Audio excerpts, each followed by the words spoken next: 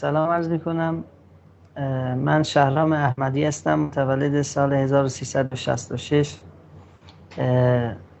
در خانواده مذهبی به دنیا آمدم و دغدغه‌های مذهبی داشتم و یک اهل شهر سنندج هستم و کرد هستم.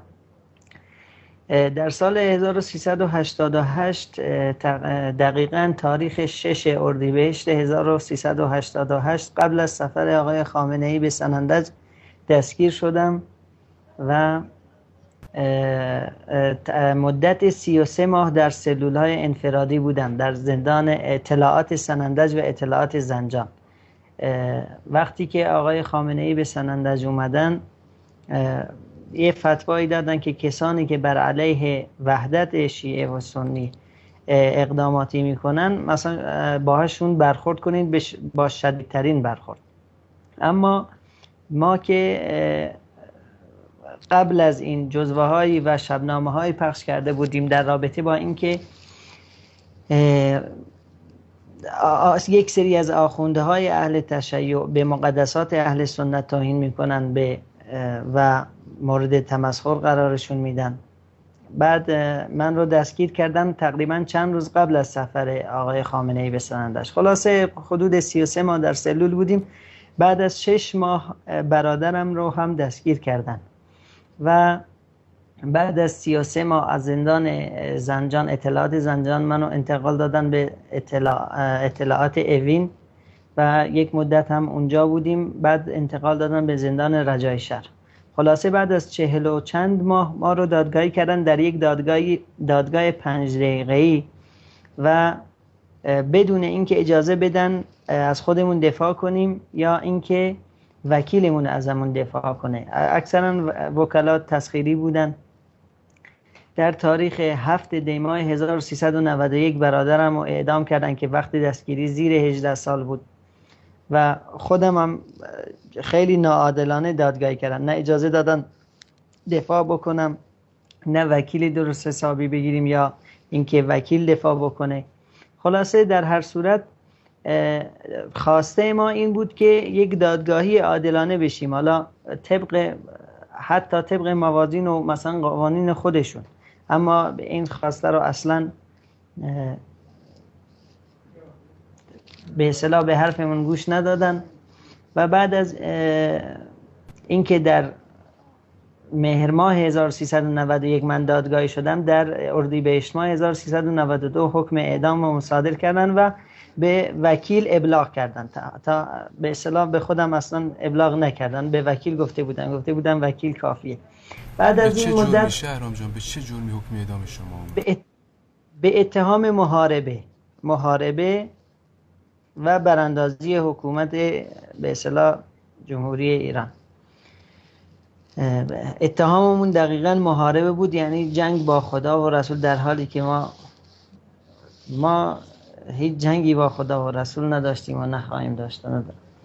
به اصطلاح بعد از تقریباً اینکه پرونده به دیوان عالی با اعتراض وکیل به دیوان عالی فرستاده شد، دیوان عالی نقض گرفت از این پرونده به خاطر اینکه محاربه طبق قانون خودشون، محارب کسیه که اسلحه دست بگیره و در حالی که من حتی یک چاقوی میوه خوری هم ازم نگرفتن یا دست نگرفتم یا هیچ اقدامی نکردم، یک کسی رو نکشتم، اسلحه نداشتم، اما متاسفانه این حکم رو دادن. بعد از این که دیوان حکم رو نقض گرفت دوباره به همون شعبه ارجاع داده شد، یعنی شعبه 28 قاضی محمد مقیسه، یک آخوندیه که در طول دادگاهی همونجا به مقدسات توهین میکرد، یعنی به کرد بودن میگفت شما 3 تا جرم دارید، این که کرد هستی، دوم این که سنی هستی، 3 بر علیه نظام هم مثلا کار کردید، این 3 تا جرم شما که هر کدومش یک اعدام داره.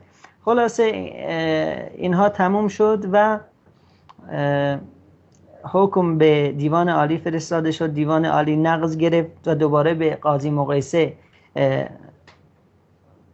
یعنی حکم رو به پیش ایشون فرستادن.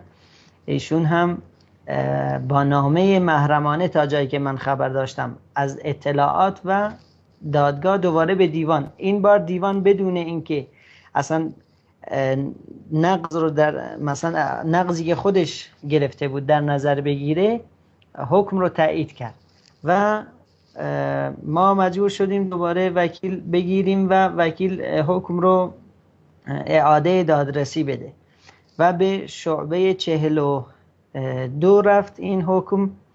بعد از این شعبه 42 اونجا هم که یک آخوند بود اونم تاییدش کرده، در حالی که خواسته من خودم جزء هیچ گروهی نبودم، جزء هیچ حزب و گروهی نبودم و هیچ اقدام مسلحانه ای نداشتم، فقط میخوام که طبق قوانین خودشون دادگاهی بکنن اگه واقعا قوانین خودشون قبول دارن. حتی وکیلم در لایحه‌ای که نوشته بود برای حکم، هم برای شعبه 28 هم اعاده دادرسی، اشاره کرده که این شخص اسلحه به دست نبوده و در یعنی عملیاتی یا مثلا به حرف خودشون محاربه چیزی شرکت نداشته. محارب کسی که اسلحه داشته باشه و آزادی و امنیت و اینای مردم رو در به اصطلاح به اینا حمله بکنه. حالا من هیچ کدوم از اینا رو نداشتم. تقاضام هم اینه که یه دادگاهی عادلانه، اگه کسی رو کشتم من خودم حاضرم، خانوادم هم حاضرن و قبول میکنن که منو اعدام بکنن. اگه اسلحه به دست بودم رفتم کسی رو کشتم، یا اگه اتهاماشون اتهامات اطلاعات یا زیر شکنجه اعتراف گرفتن، این واقعا قابل قبول نیست و حرف زدن من به خاطر اینه که مردم بدونن که اگه اعدام بشم مثل برادرم بیگناه اعدام شدم. الان هم یعنی یک دلیل کوچک ندارن برای اینکه برادرم رو اعدام کردن و چندین نفر دیگر رو، فقط به خاطر اینکه گفتن شما دارید ظلم به ما میکنید، شما به مقدساتمون توهین میکنید، به زبانمون، به آیینمون، یعنی به مردم ما توهین میکنید. کل اعتراض ما این بوده، یعنی حقمون رو خواستیم که مثلا عادلانه رفتار کنن، اما متاسفانه این عمل رو انجام ندادن. من خواستم اینه که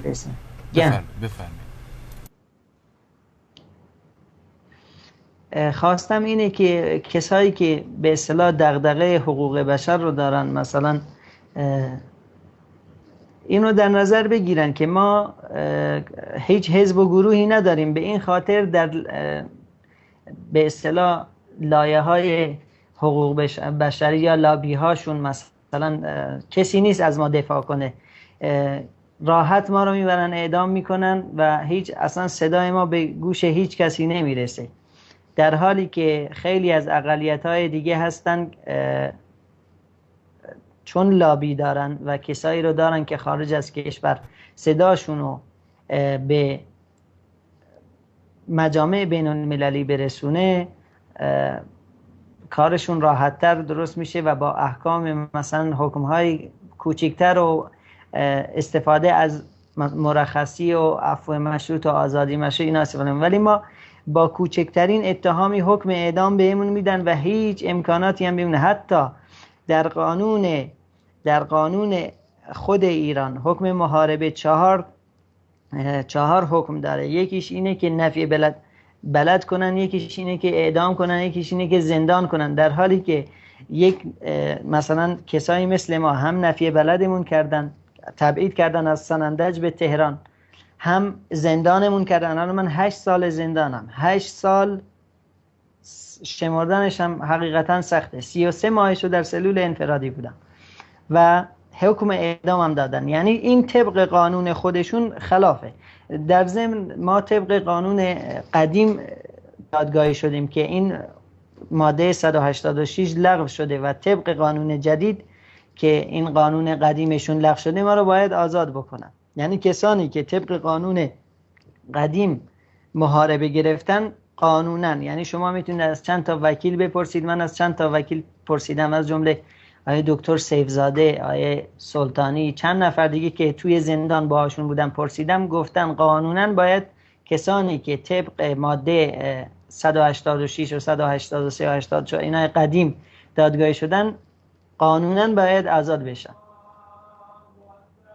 بسیار عالی. شهرام جان، الان شما خانواده میتونن بیان برای ملاقات شما یا نه؟ یعنی ممنوع ملاقات هستین یا نه؟ والا خانواده حدود 3 سال پیش اومدن و تصادفی کردن در جاده در راه برگشت دیگه. به این خاطر مادرم فلج شد و خواهرم هم صدمه دید دیگه. خانواده نتونستن به طور عادی بیان چون راه هم دور هست، تقریبا 600 کیلومتر راهه. به این خاطر خانواده درست حسابی نمیتونن بیان. الان من 3 سال نتونستم با خانوادم ملاقات کنم، یعنی 3 سال مادرم ندیدم. چندین بارم درخواست دادم که تحت الحفظ منو ببرن، مثلا بتونم خانواده‌مو ببینم. پدرم 80 و چند سالشه، مادرم 80 سالشه، نمیتونن بیان چون الان فلج هم شده، اصلا نمیتونن سفر بکنن. به این خاطر حتی درخواست دادم که منو انتقال بدن سنندج، اما موافقت نکردن. به این خاطر خانوادم تقریبا نمیتونن بیان ملاقاتم. چندین سال الان حتی یعنی در دفاتر زندان خودش ثبت میشه ملاقاتی زندان ها. من 3 ساله از بعد از اون تصادف دیگه خانوادم رو ندیدم. الان شما تو کدوم بند زندان رجایی شهر هست؟ خود برخوردایی که تو زندان باتون میشه چطور بود تو این مدت؟ حالا زندان تقریبا میشه گفت زندان رجایی شهر زیاد با ما کاری نداره. اینجا یعنی من اینجا میتونیم چون داخل یه بندی هستیم امکانات هیچی نداره، اما اینجا میتونیم شعائر مذهبی خودمون رو به اصطلاح میتونیم اذان بگیم که در بقیه جاها مثلا حتی تو اطلاعات نمیتونستیم. مثلا اینجا مثلا میتونیم یعنی شعائر مذهبی خودمون رو انجام بدیم، اما امکانات هیچ امکانی نداره. اینجا بند 4 زندان رجایی شهر سالن 10 تقریبا 40 نفر هستن که 30 و چند نفرشون اعدامی هستن، یعنی حکم اعدام گرفتن. خیلی تهدیدشون کردن که مصاحبه نکنن. من برادرم اعدام کردن دیگه، چیزی رو برای از دست دادن ندارم. حقیقتا هم بیگناه هستم، دلم نمیخواد یعنی بدون اینکه مردم بدونن که بیگناه هم اعدام بشن. هر دلیلی، هر مدرکی، هر الا اعتراف اجباری نباشه که توی اطلاعات که مثلا هر چی دیکته کردن یا کاغذ سفید ازمون گرفتن یا مثلا زیر فشار فیلم برداری کردن، والله هر مدرکی در دادگاه، حتی دادگاه هم فیلم برداری کردن برای بازجو هم اونجا بود. من اونجا گفتم که من هیچ اقدامی نکردم، هیچ عملیاتی نداشتم، هیچ مسلح نبودم، اصلا اسلحه نداشتم، اسلحه به دست نبودم. کار من به اصطلاح فرنگی بوده، حالا پخش جزوه سی دی یا سخنرانی در جای. شما چرا محاربه دادید؟ این برای خودشون میگفتن که محاربه فقط اسلحه به دست گرفتن نیست. محاربه یعنی این که شما پا بشید بر علیه حکومت اسلامی حرف بزنید، این خودش محاربه است و میشه با همین میشه اعدام کرد. مثلا همین کافی نیست که اسلحه باشه، بعضی وقتا زبان از اسلحه بدتره. یعنی برای خودشون توجیه میکردن. آقای احمدی، من 2 تا سوال کوچیک دارم. یکیش که الان آخرین وضعیت پروندهتون چی شد؟ یعنی دوباره اعدامتون تایید شد؟ یکی هم اون 33 ماهی که تو انفرادی بودید، حالا خود انفرادی که خودش به نوعی شکنجه است، ولی شکنجه های دیگه به چه گونه ای بود؟ شکنجه فیزیکی هم شدید یا نه؟ الان حکم من بعد از اینکه اعاده دادرسی رد شد، الان اجرای احکام اوینه، شعبه 1 به اصطلاح شهید مقدس، و قاضی اجرای احکام هم آقای نصیری پوره که چند روز پیش اومدن اینجا، گفتن اگه وکیل دلیل جدیدی داشته باشه میتونه دوباره اعاده دادرسی بده. حالا ولی الان در حال حاضر پرونده من اجرای احکامه. زندان اوینه. بعد اینکه این 33 ماه حقیقتا سخت‌ترین، یعنی خود انفرادی خودش سخته، اما سخت‌ترین یعنی شکنجه‌ای که اونجا شدیم، شکنجه‌های فیزیکی مثلا شوکر برقی بوده یا سیلی، مشتی، شلاقی، اینا زیاد مهم نبوده. سخت‌ترین شکنجه تهدید خانواده بود که یکیش رو عملی کردن، مثلا برادرم رو دستگیر کردن و تهدید میکردن که اعضای دیگه خانواده ما دستگیر میکنن. این برای من یعنی تو اون 33 ماه سخت‌ترین شکنجه بود، حقیقتا سخت‌ترین شکنجه‌ای بوده. ولی به اصطلاح شکنجه‌های جسمی از سلول انفرادی خودش سخته. بعضی وقتا تابستونا بخاری رو روشن میکردن، بعضی وقتا زمستونا کولر رو روشن میکردن، یعنی همه اینا سخت بود. منم که اونجا مریض شده بودم خیلی اذیت میشدم حقیقتا. بعد یعنی هیچ امکاناتی نداشت دیگه. سلول انفرادی یه اتاق بدون دستشویی که این خودش یکی از شکنجه ها بود. مثلا اگه برای وضو یا مثلا کار دستشویی داشتی نمیتونستی بری، یعنی واقعا شکنجت میکردن. یکی دیگه از سخت‌ترین شکنجه های اونجا 33 ماه چراغ بالای سر من روشن بود. یعنی وقتی که به زندان اومدم و میتونستم چراغ رو خاموش کنم، یعنی نیم ساعت بیشتر چشمم آب ازش می اومد، یعنی چشمم سوزش شدید داشت. 33 ماه اتاق من به اصطلاح یه لامپ زرد کوچیک بالا سرم روشن بود. یکی از سخت‌ترین چیزایی بوده که به راستی در طول اون 33 ماه کشیدم. راستی سخت خواهش. خب کاکا جان خیلی ممنون، مرسی. ما با آقا تاکشپول اینا پخش نمی کنیم ولی نگه می داریم یه موقع اگه چیزی بود موضوعی خواستید اون ممنونم. بعدم یه گزارش با آقای تغییر رحمانی و مازیار شکوری هم در مورد مصاحبه گرفتیم، یه گزارش روزهای دیگه پخش میکنیم. ممنونم، دستتون در نکنه، لطف کردید. حقیقتا یعنی اینجا خیلی اذیت میکنن اما متاسفانه کسی صدای ما رو نمیشنوه.